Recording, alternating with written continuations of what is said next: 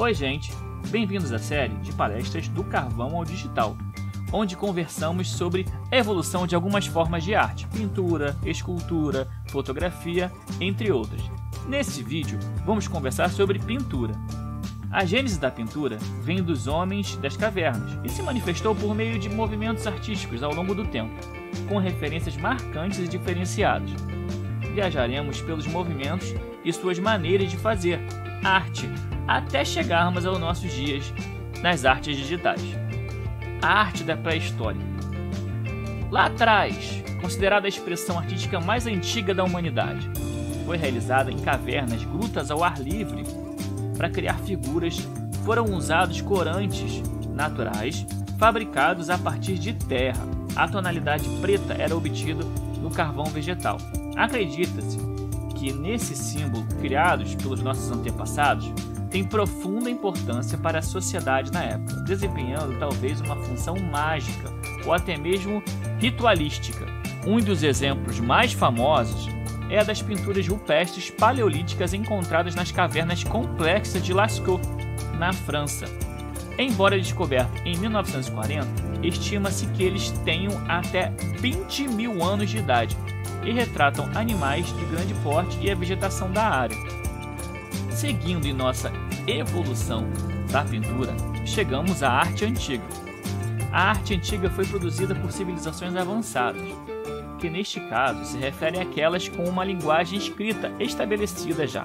Essas civilizações incluíam Mesopotâmia, Egito, Grécia e as das Américas. O objetivo de uma obra de arte nesse período varia de acordo com a civilização.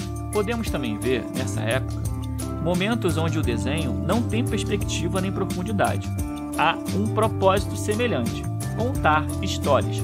Muitas obras retratam histórias de governantes, deuses e deusas. Chegamos na arte medieval.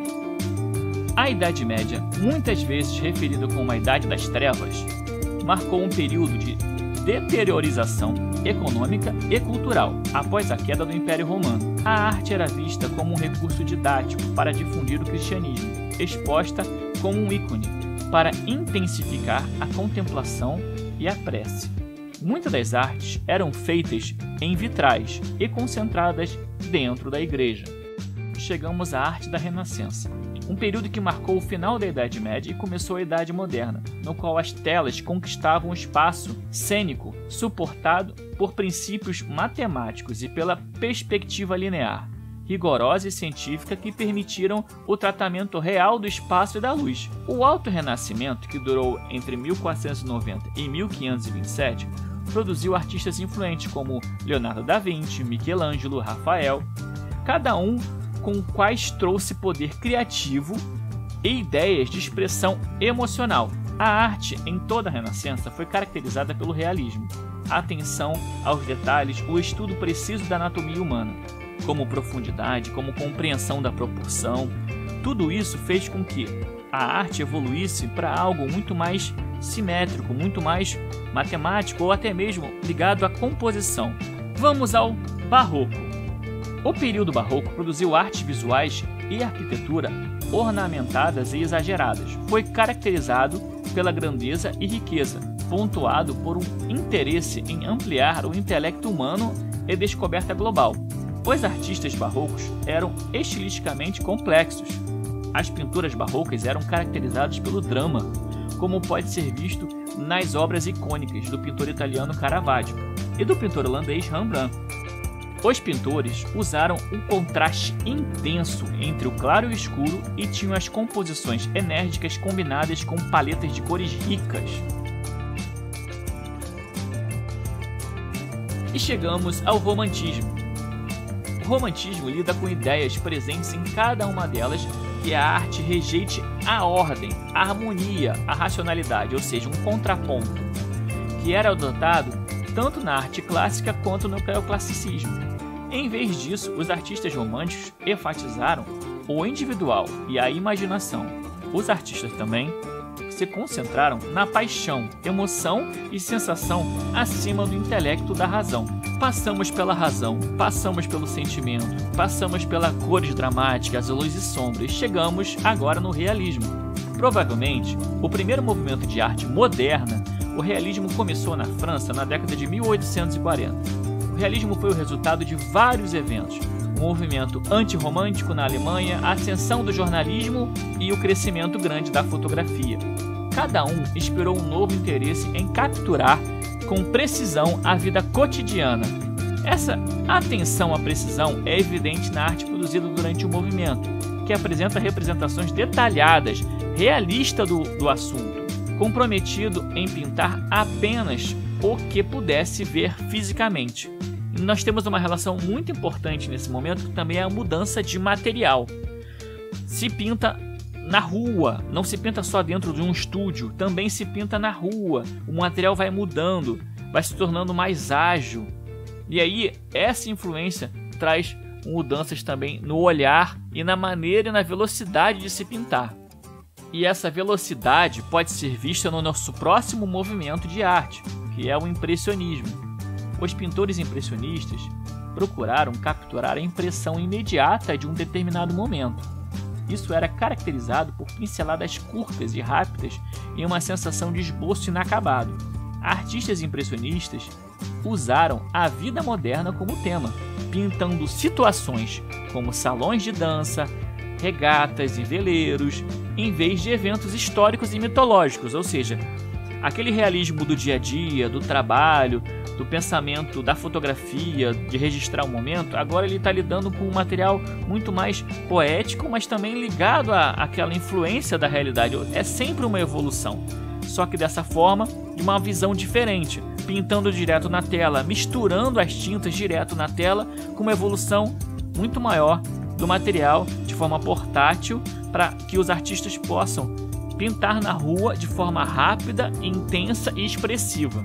Com isso, chegamos a um movimento extremamente diferente, o Art Nouveau, que se traduz como a nova arte. Tentou criar um movimento inteiramente autêntico, livre de qualquer imitação de estilos que o precederam. Este movimento influenciou fortemente as artes aplicadas, gráficos, ilustrações. Quase que o início do design começou no Art Nouveau. Concentrou-se no mundo natural, caracterizando por linhas e curvas longas e sinuosas. Artistas influentes da Art Nouveau trabalharam em uma variedade de mídias, incluindo arquitetura, designer gráfico, design de interiores, joalheria e pintura. O designer gráfico tchecoslovaco Alphonse Mucha é mais conhecido por seus pôsteres teatrais de atriz francesa Sarah Bernhardt. Os pintores pós-impressionistas trabalharam de forma independente e não como um grupo. Mas cada pintor pós-impressionista influente tinha ideias semelhantes. Eles se concentraram em visões subjetivas e significados pessoais simbólicos, ao invés de observações do mundo exterior. Isso costumava ser alcançado por meio de formas abstratas. Pintores pós-impressionistas incluem Georges Seurat, conhecido por sua técnica de pontilhismo, que usava pequenos pontos distintos para formar uma imagem. Vincent van Gogh também é considerado um pintor pós-impressionista, em busca de expressão pessoal por meio de sua arte, muitas vezes por meio de pinceladas ásperas e tons escuros, expressivos, de forma mais agressiva dentro da tela. Um movimento que cresceu quase que junto ao pós-impressionismo foi o fauvismo, liderado por Henri Matisse, como um dos primeiros movimentos de vanguarda do século XX. Este estilo foi caracterizado pelo uso expressivo das cores intensas, linhas e pinceladas, um senso ousado de design, de superfície e de composição plana, muitas vezes sem profundidade. A ideia ali é se concentrar nas cores, na expressão das cores. Então, você desenhar, você fazer arte, também era compreender a sua realidade de forma mais artística, cada vez mais próximo do que o artista pensa, do que o artista quer. Ele se sente na vanguarda, ele quer fazer algo mais para frente. E aí chegamos ao cubismo. O cubismo foi estabelecido principalmente por Pablo Picasso e Georges Braque, que rejeitaram o conceito de que a arte deveria copiar a natureza. Eles se afastaram de técnicas de perspectivas tradicionais. Em vez disso, eles criaram objetos radicalmente fragmentados por meio da abstração. Chegamos ao surrealismo. Os surrealistas denunciaram a mentalidade racionalista. Eles atribuíram a culpa por esse processo de pensamento a eventos como a Primeira Guerra Mundial e acreditavam que ele reprimia os pensamentos imaginativos. Os surrealistas foram influenciados por Karl Marx e teorias desenvolvidas por Freud, que explorou a psicanálise e o poder da imaginação. Artistas surrealistas influentes como Salvador Dalí usaram a mente inconsciente para retratar revelações encontradas na rua, na vida cotidiana. Nas pinturas de Dalí, em particular, combinam sonhos vividos e bizarros com precisão histórica. Passando pela surrealidade, chegamos ao expressionismo abstrato. Esses pintores e escultores abstratos romperam com o que era considerado convencional. Em vez disso, usaram a espontaneidade e a improvisação para criar obras de arte abstratas. Isso incluía obras em escala colossal, cujo tamanho não podia mais ser acomodado por um cavalete. Em vez disso, as telas seriam colocadas diretamente no chão. Os célebres pintores expressionistas abstratos incluem o Pollock, conhecido por seu estilo único de pintura com gotejamento.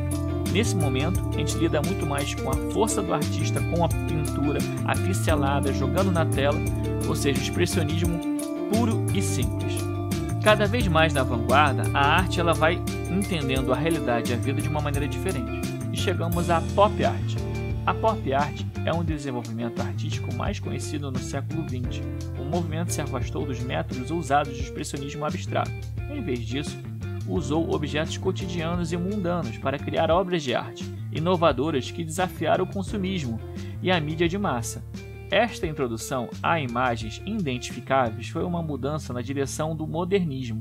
Artistas como Andy Warhol e Roy Lichtenstein buscaram estabelecer a ideia de que a arte pode derivar de qualquer fonte. Não há hierarquia de cultura para interromper isso. Tudo é possível.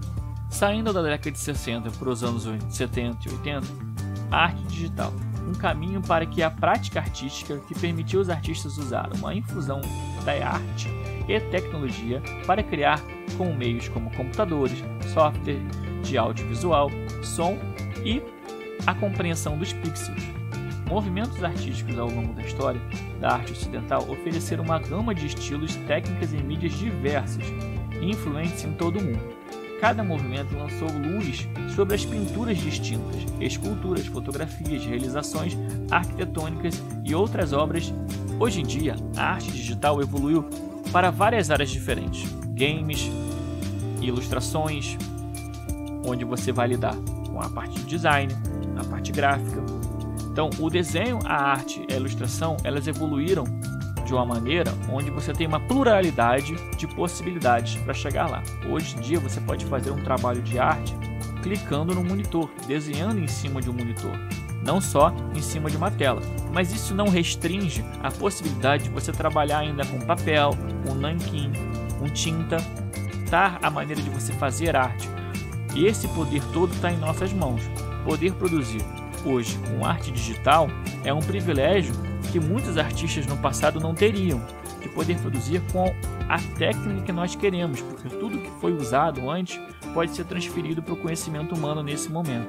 Então, cada vez mais a arte está se evoluindo para que se possa trabalhar de forma democrática, onde todos possam ter acesso à produção artística e o meio digital que chegue a arte para mais pessoas e que possam ser produzido por mais pessoas. Visto a evolução de todo o processo artístico, desde o início da pré-história com materiais mais arcaicos até a arte digital, onde podemos trabalhar com programas extremamente avançados. Espero vocês na próxima palestra.